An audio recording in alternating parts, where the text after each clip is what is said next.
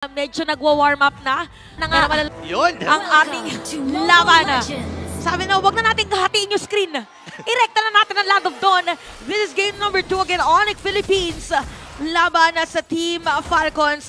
Sa mga Clippers natin dyan, sabi ang Lucas, quote-unquote, a much better alpha. Yun! Pipigilan ba yan ng Team Falcons? Okay, hinatak dito ni Brusco at nakaready na nga. Okay, Feather Dark, nagamit rin kagad dito yung view habang si Kyle Easy ang punti natin sa may madalikuran. Pero si Kiko magwawagi sa unang pagong ng laban na ito habang matutumba din siya mula dito kay Ogwen. Habang si Kiro, grabe naman, sumama kagad. Oh my gosh. Mabilis daw kasi tumakbo yung Iritel. Unang pagong. Sumama.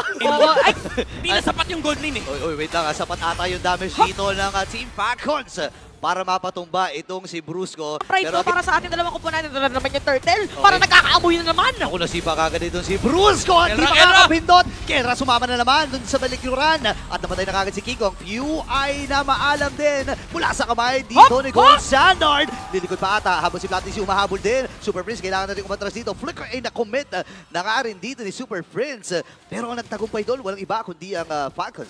Oo, nakuha nila yung turtle. Nakuha din nila dito yung shutdown. Lalo na Super Marco. Okay, yung agad pang nasa harap. Sa kanila parang, oy, wait lang. Naku, nag-commit agad dito. Falcons!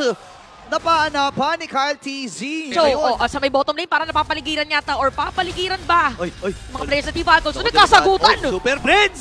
Pero Super Makmak ay nakakuha ng kill. 4v5 ang magiging laban dito sa pagong na ito. Ogwen, napasima din. Si Bruce mag-iipon nila dito. Hindi na naman makakapindot. Even yung imponer na hindi nagamit. Ogwen na napalian din. Kailangan na tumakbo. Kailangan niya lumayo dito para triple kill. Mula kay Bulletproof. Nakaapat pa kay TZ. Humabol pa dito kay Super Friends. Pero nakomit na yung flicker at pamabasag yung torrent dito sa may bandang gitna. Naku, iba na naman yung pwesto. Okay, may sisili. Ay! Na-face check ni Super Marco. Nakita. Ngayon si Black TZ humarap na nga rin. Ang baba ng buhay dito. Ogwen! Oy, naiwasan! Naiwasan! Yung pagpasok dito yung Ogwen. Napakaganda rin pagpasok mula sa Onyx Philippines. Kyle TZ nakakuha na rin ang kill habang si Super Marco unkillable pa rin. Ang sagot ng Team Falcons kaya hindi kami papayag na hindi umabot ng Game 3. So namatay din si King Kong, namatay din si Brusco. Ito na ba ang perfect timing para side ng Onyx or na Team Falcons? Si Kirk kinahabol na tatlo! Okay, tatlo laban sa isa. Kirk, kailangan mo nang lumayo. Vengeance! Vengeance! Pero may mga recalls din na ginagawa si Kirk. Tumawid doon sa may pader. Pero si Buhay nandito. Sakto yung Cyclone para mapatay itong si Kirk. Grabe si Bulletproof! 60 stacks.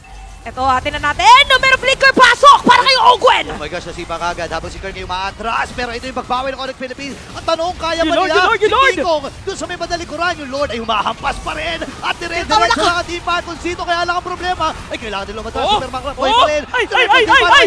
Pero ito yung pagbawi ng Falcons.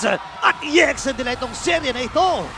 Bakit hindi natin simulan ang day 1 ng week 2 with a game number 3?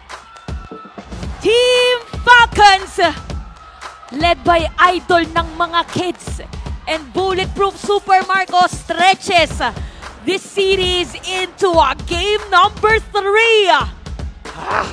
Hinga, Hinga, buga,